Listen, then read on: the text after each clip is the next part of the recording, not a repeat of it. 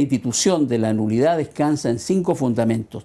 En el principio de especialidad, es decir, que siempre la nulidad va a ser acotada a determinado acto o grupo de actos. Segundo, la instrumentalidad de la forma, relacionada a su vez con la idea de que la forma es un instrumento y no un fin en sí mismo. Tercero, la convalidación, que determinados actos nulos, dadas algunas circunstancias, puede llegar a ser válido. Cuarto, el principio de los actos propios, es decir, nadie puede hacer actos nulos para después alegar esa nulidad.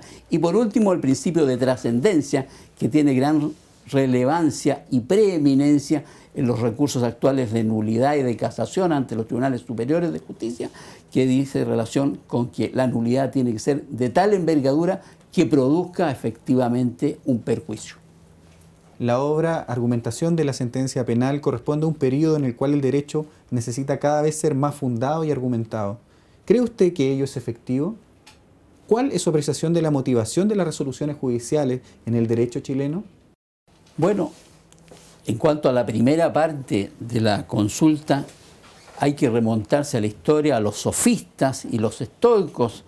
Aristóteles, quien desarrolló por primera vez lo que es la argumentación, Descartes y Kant en los siglos pasados, y en el siglo XX el gran aporte de Chaim Perelman y Stephen Toulmin, quienes lograron crear una arqueología verdaderamente de la argumentación jurídica en particular. También hay que reconocer el gran aporte de Manuel Atienza, un contemporáneo, y autores como Nino, Habermas y Rawls, quienes ven la argumentación como un verdadero proceso. Sin embargo, yendo al trasfondo de la pregunta, el libro La argumentación de la sentencia penal es una tesis mediante la cual estamos exponiendo que se ha producido una evolución histórica, un tránsito de lo que se denominaba la íntima convicción que tenía el sentenciador a la necesidad de que la motivación de los fallos de los jueces repose sobre argumentos racionales.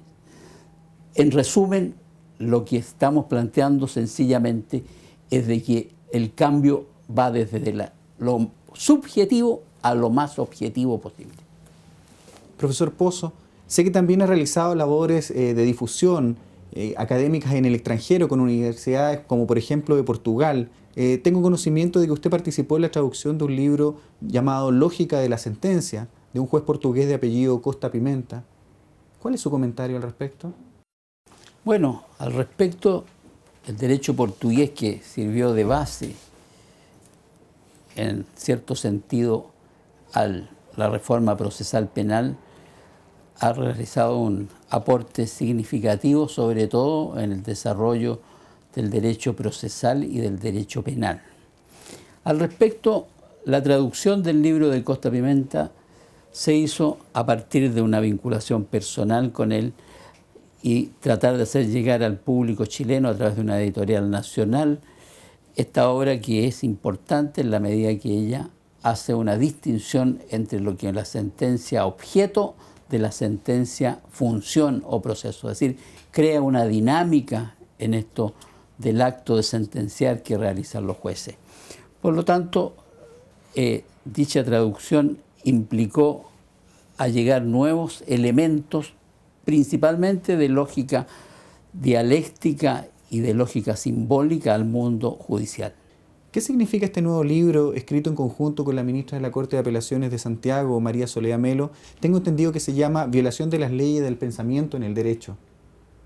Bueno, el libro, escrito con María Soledad Melo, que es mi mujer, mi compañera, trata de una investigación relativa a la definición de cómo se aplican las leyes del pensamiento al quehacer judicial. No solo las reglas de la lógica clásica, esto es el principio de identidad, el principio de no contradicción o del tercero excluido, están presentes en el devenir del quehacer jurisdiccional, sino que además lo que se denomina la causalidad material y la causalidad jurídica. Pero esto implica que, recogiendo de la doctrina, principalmente de los aportes de Frege y Piercé, se auto involucra en este proceso del razonamiento judicial estas ideas renovadas, queriendo cambiar y ampliar los límites de esta área. Es así como la denominada lógica difusa aplicada al derecho es un aporte del pensamiento confuso, pero no en un sentido peyorativo de este, sino más bien de la ampliación de los límites tradicionales de la lógica aplicadas al derecho judicial. Profesor, ¿usted cree que en definitiva que el derecho práctico solo es una aplicación por parte de los jueces de un mero deductismo entre los hechos y las normas jurídicas? Es difícil esta materia, sobre todo opinar desde la experiencia cotidiana de uno. Pero pienso que últimamente el gran aporte de la filosofía analítica del siglo XX, de los ingleses, donde el lenguaje y la filosofía de esta disciplina se desarrollaron ampliamente, siguiendo en esto a Frege y a Wittgenstein, las ciencias cognitivas permitieron comprender de otra manera los hechos. No deben olvidarse que el derecho solo es aplicable a los hechos. Por lo tanto, el conocer los hechos como un fenómeno fáctico es lo que adquiere importancia para que el derecho sea aplicado sobre él. La cognición como un verdadero conjunto o sistema natural o artificial adquiere y almacena la información, ya sea la información perceptiva, es decir, aquella que adquirimos por los sentidos, como la información simbólica, que es la que adquirimos por el lenguaje, o incluso la información de naturaleza distinta a la que corresponde a imágenes y esquemas. El juez, cuando toma el conocimiento de los hechos, se ve enfrentado a codificar y a estructurar una respuesta ante esos hechos. Él debe determinar los hechos y en ese proceso de determinación opera todo este aporte de la lógica, y en particular de la lógica analítica inglesa. Profesor, ¿tiene influencia en la decisión judicial factores extrajurídicos, que podemos llamarlo así, como la psicología, la lingüística o la ética? ¿Y de qué modo influyen estos elementos en el derecho que conocemos en la vida práctica? ¿Los jueces toman en cuenta dichos factores? En la práctica, la experiencia como factor del quehacer cotidiano de los jueces, ya sea consciente o inconscientemente, toma en cuenta estos factores de una u otra manera.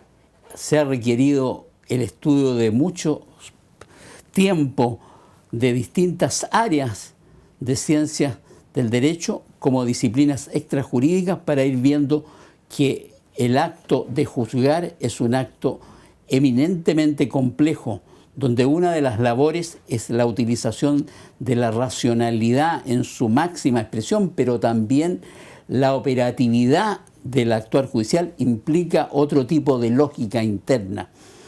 Los jueces, si bien están conscientes de esto, cada vez se va avanzando en estas materias. Uno de los puntos que mayor énfasis requiere es la utilización de las emociones por parte de los jueces.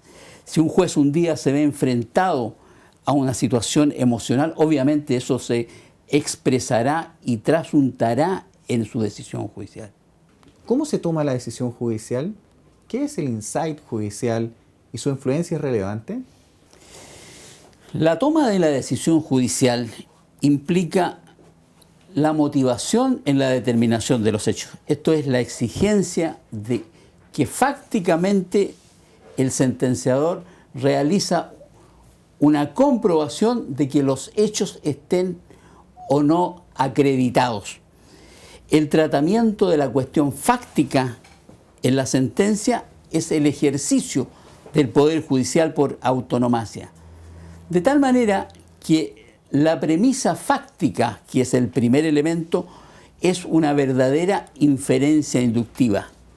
Tradicionalmente, la sentencia judicial ha sido representada por un silogismo perfecto, en el que la premisa mayor corresponde a la ley general, la menor a un hecho considerado verdadero y la conclusión a la absolución o condena. En cuanto a la premisa fáctica, se ha dicho con acierto que el juez nunca tiene una observación directa del hecho sobre el que debe juzgar, sino que debe inferir la existencia o inexistencia de tal hecho mediante un acto de valoración y el análisis de los elementos probatorios. Por ello, se señala que la construcción de la premisa fáctica del silogismo judicial solo puede ser representada por una inferencia inductiva. La inferencia judicial tiene un punto de partida en un hecho humano que interesa al ordenamiento penal. Ello da lugar a la formulación de una hipótesis acusatoria que, como cualquier hipótesis, es un enunciado sometido a contrastación, que no es otra cosa de poner a prueba su valor explicativo. Tratándose del enjuiciamiento, ello se hace mediante el desarrollo de la actividad probatoria. Para que la hipótesis acusatoria pueda considerarse válida, se precisa una pluralidad de confirmaciones y que la hipótesis sea resistente a las contrapruebas aportadas por la defensa. Y por último, tiene que resultar también desvirtuadas todas las hipótesis alternativas. Cuando al final de este proceso de conocimiento el juez aventura unos hechos como probados, habrá formulado a su vez una hipótesis acerca de la forma en que los mismos tuvieron lugar. Una hipótesis probabilística como consecuencia de que en la inferencia inductiva la conclusión va más allá de las premisas, aporta algo que no está contenido necesariamente en estas y supone en esa medida un cierto salto hacia adelante. En definitiva, lo que estamos diciendo de que la transformación experimental en inferencia deductiva implica una operación probabilística. Esto es, que el sentenciador nunca tiene el 100% de la certeza en su juicio resolutivo, sino que siempre tiene un porcentaje. Podrá condenar con un 51% de certeza, con un 70%, con un 90%, y podrá absolver desde un 49% hacia abajo. Y para concluir, ¿qué proyecto de investigación actualmente está realizando? Y en el caso que así sea, ¿dónde lo está realizando? En la actualidad estamos realizando un proyecto de carácter nacional donde estamos trabajando en la disciplina de la cual somos más ligados, que es el derecho penal y la ciencia del derecho, sobre todo en la idea del método judicial. Lograr de alguna u otra manera poder escudriñar y avanzar en la noción de cómo los jueces, a partir de determinados supuestos, pueden llegar a resolver, es decir, el paso intermedio en el razonamiento forense. En los sectores más desarrollados del mundo, principalmente en la justicia norteamericana y en la justicia alemana, se ha estudiado este fenómeno, pero obviamente en nuestro país está poco desarrollado. El método judicial, el arribar a una conclusión con un razonamiento perfecto y utilizando al efecto el método más adecuado para que esa sentencia corresponda y sea posible contrarrestarla con la realidad, es decir, la aproximación a la verdad lo más posible.